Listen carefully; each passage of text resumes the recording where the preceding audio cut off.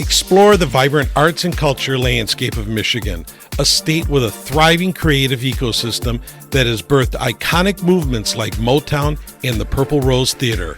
Home to legendary musicians, writers, and artists, Michigan boasts a rich tapestry of cultural heritage known worldwide.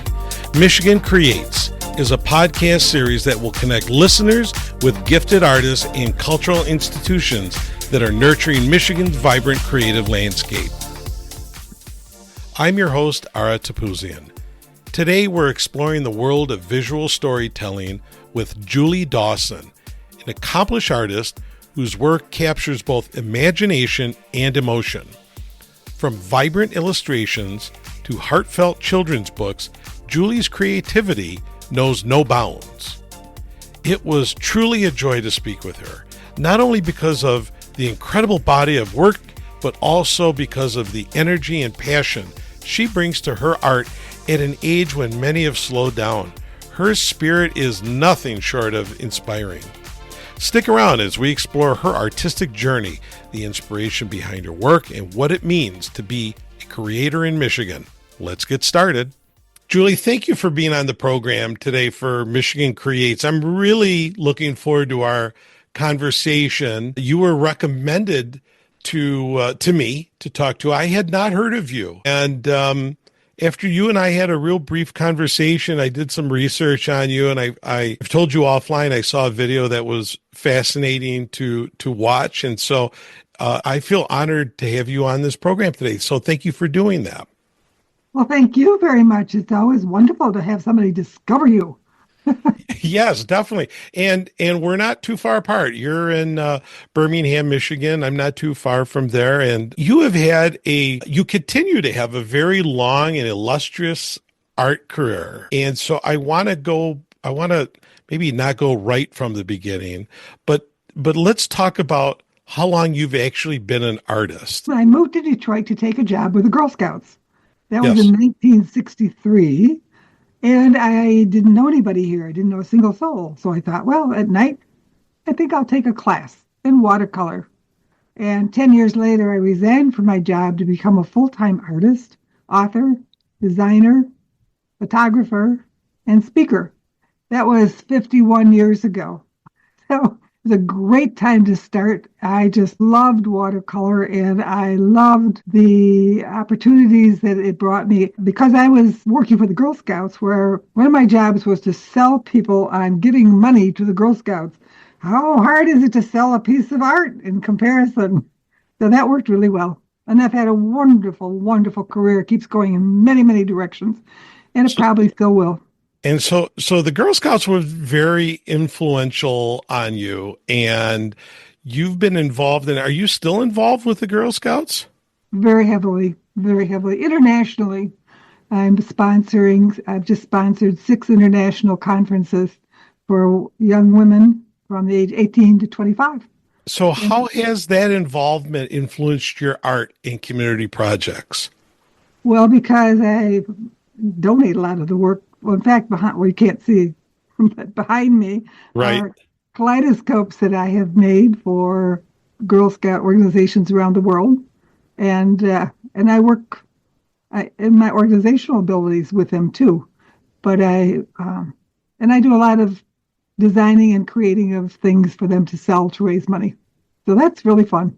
You've traveled around the world, I don't know, close to 100 or over 100 different countries. So capturing those diverse cultures through your own art. So how about that experience, the global experience? How did that shape your perspective as an artist? Well, the same thing happened when I moved here.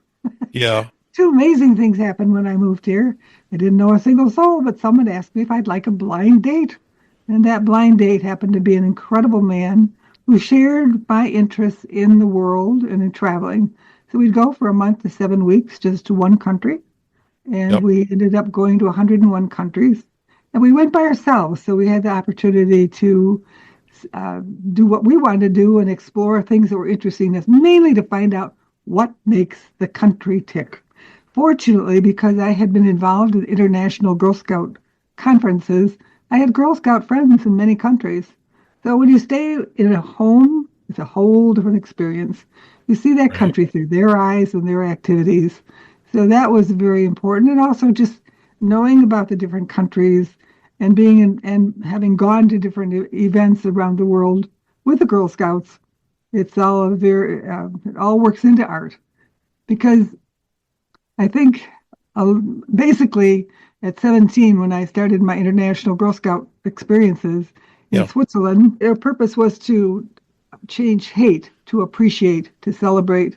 So that's been a purpose in my books and in my art, uh, to bring joy to people and to make life, a better world, and to be able to do it for organizations is just very, very exciting.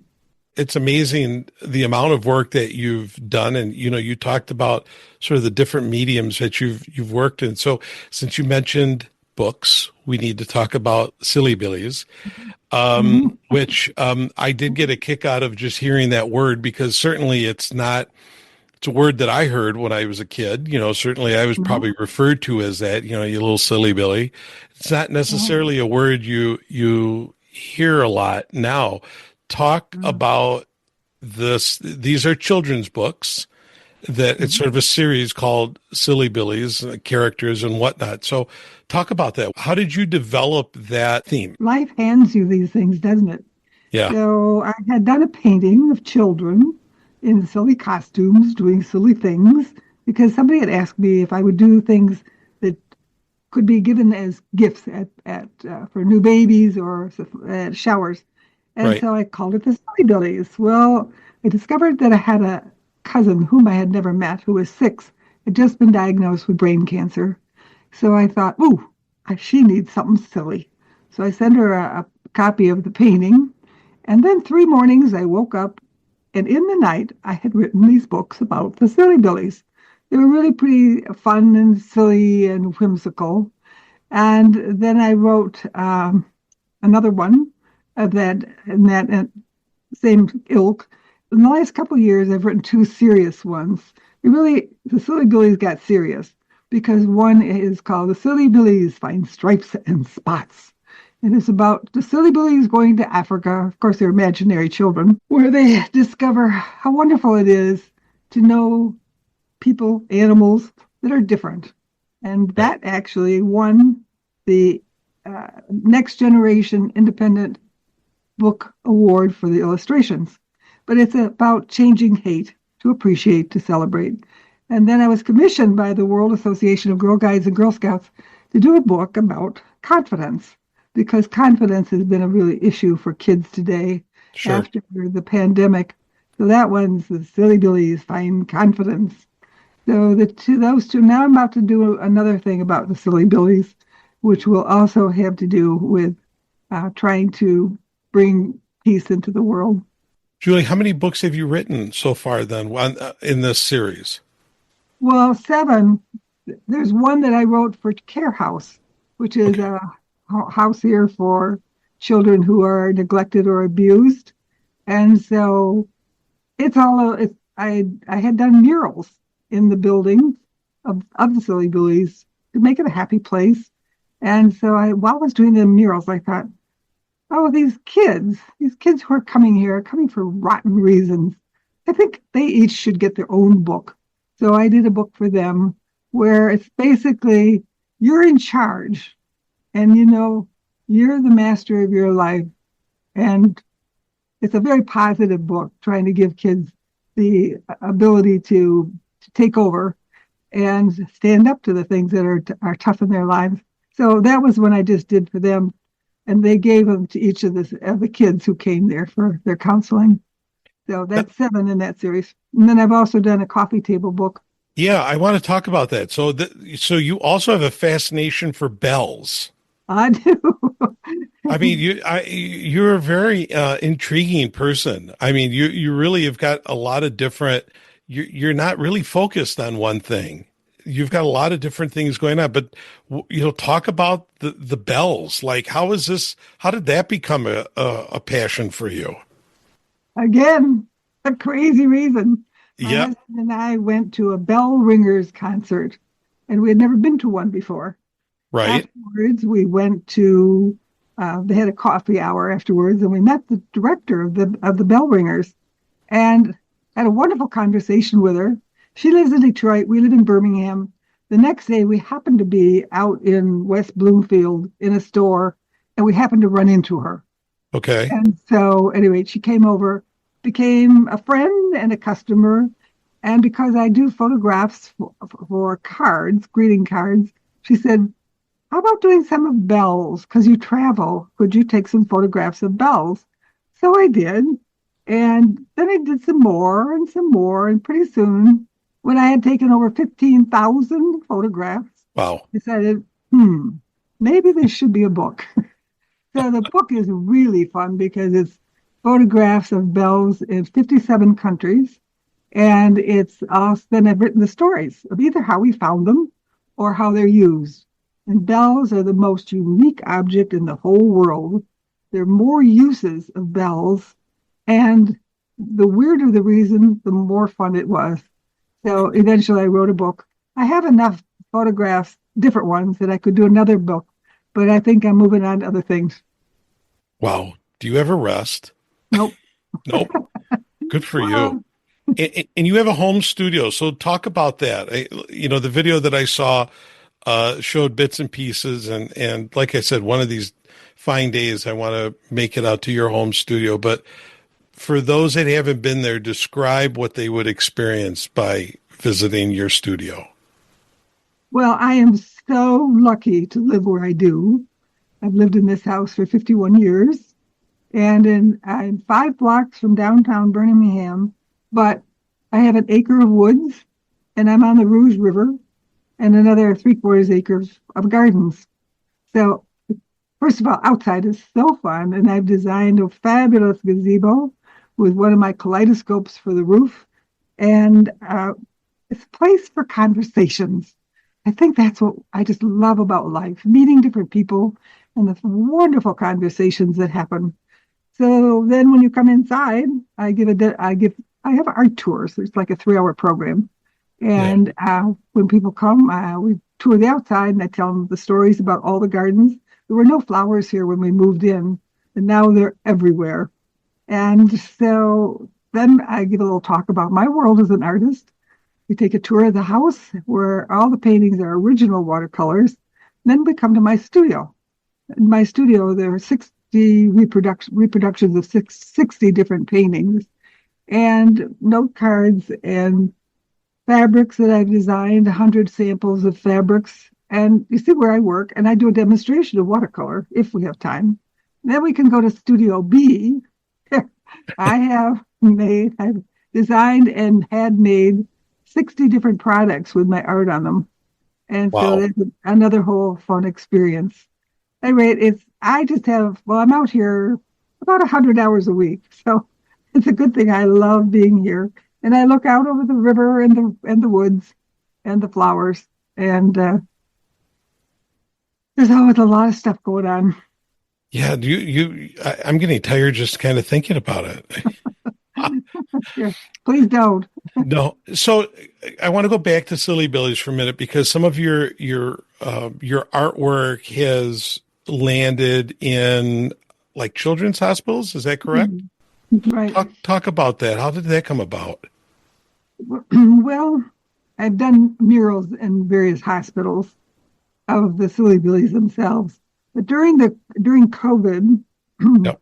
I was donating my paintings to the frontline workers and first responders.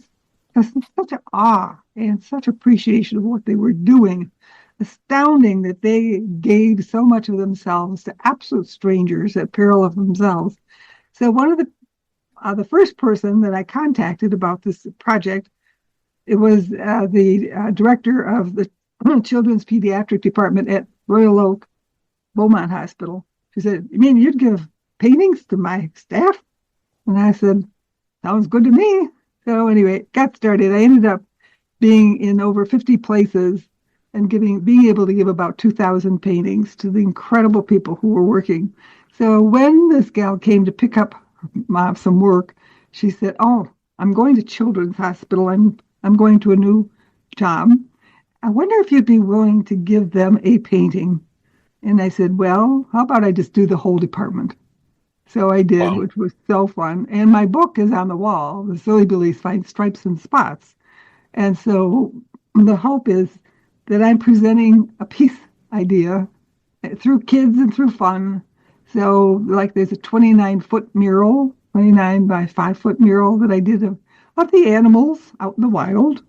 And then there are 22 therapy rooms, so they each have art, and so do the halls. Now, I have two kinds of art there, my paintings, and then there's another kind of art that I do on the computer.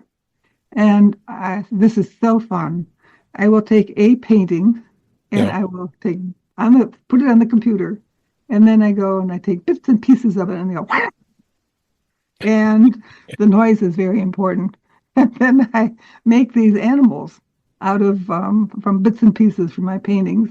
And in the mural, I also did mountains and trees and grass and everything else.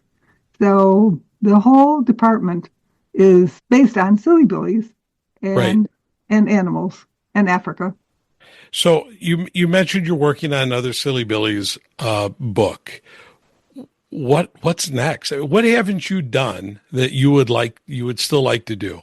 Because you have a great zest of life, and I can't imagine your answer is going to be I'm not going to do anything. I'm pretty much done with everything. What's next for Julie Dawson?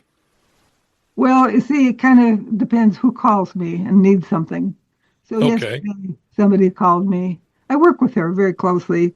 She's a fabulous, fabulous person, Brenda Rosenberg, and she works for peace in all over the world, but primarily trying to make us realize that the Christians, the Jews, the Muslims, and all other religions, they all have the basic desire to be good people. So right, she's putting on a program at the Detroit Institute of Arts, and so she has this. I had this idea of maybe having a coloring book that the kid. It's for children. It's for Girl Scouts, and she had this idea that we could have a coloring book with all the different colors that make up skin tones for the kids to draw. Hmm. So I'm about to do that. Probably won't be a book. It may be something else because why not? right, And I just finished a wonderful project for breast cancer survivors or people who were. It's a fundraising group called Shades of Pink, and they raise money for women who are undergoing breast cancer treatment who have financial issues, not medical finances, but a leaky roof or a broken tire or whatever. right. And so I just did some really fun things. The fundraiser is for about 3,000 people at Walk at the Zoo. And every year they choose a particular animal for the theme. This year it's the sloth. And so I did a painting of about 9 sloths up in the trees. And because of course the color for breast cancer is pink, they had to be pink sloths. Of And course. so we're making beanies and scarves and pillows from these designs, and they'll be for sale for them to raise money. So you never know what's going to happen next. No, you never know. You keep an open mind, an open book for what's next. Julie, you've done so much. And for anyone that's listening to this show that is an aspiring artist, any type of an artist, what piece of advice would you give them if they're just starting out and they want to do, they want to accomplish the type of legacy that you have done? What kind of advice would you give them? First of all, I think that every artist, to be an artist, to be creative, means you must be original. Don't just copy. Think of something new, something different, something that's from inside you, and don't just follow trends. Be original. And the second thing that I would say is this sounds kind of simple. Anybody can make something. It's the marketing that's tough. And so if you have an ability to learn how to market your work effectively, that's going to take you farther than all the paintings or clay or whatever it is you make. It's going to take you much farther than whatever you create. And Today, I think actually it's much harder to sell than it was when I started 51 years ago Sure. because there's more art. People are doing it. Yeah. And the computer, which was supposed to be such a great way to sell, that just makes it billions more things for people to from which to choose. And so I think that's really harder. So I think the other thing I would say is you have to find new ways to have your art known. Enter shows. Don't be hurt when you get rejected. That's part of the game. Don't be competitive. Just be yourself and move forward and find other things to do. But basically, find things that interest you that are unique to the world and that you can do in a unique way. That's great. That is perfect advice. And I concur with that, by the way. I do feel that sometimes artists don't understand that there's that business side that they have to do, and they don't always know how to do it. And putting yourself out there for some artists is not easy to Mm-hmm. do, but it's probably just as equally as important as making the artwork. So great advice. Julie, we could talk for a long time. I appreciate you taking the time to talk and to inspire, mainly as a artist here in Michigan. And folks can go to juliedawsonartist.com, and we'll make sure that everyone sees that link as well. So, Julie, thank you very much for agreeing to be on this program today. It's a pleasure talking to you. Well, you're wonderful to contact me, and it's going to be much more fun even when you come here and visit. Okay. Thank you, Ara. Thanks for tuning in to another episode of Michigan Creates. We hope you've had fun diving into the creativity of our state. From Motown melodies to artisanal wonders, Michigan never fails to dazzle. But hey, the creativity doesn't stop here. Connect with us online, subscribe to our channel so you don't miss new episodes. Help us spread the word and also share your own artistic stories. So until next time, I'm Ara Topouzian, and I want you to keep those musical instruments in tune, keep those paintbrushes moving, and keep those cameras rolling. Remember, in Michigan, the only limit is your imagination. Stay creative.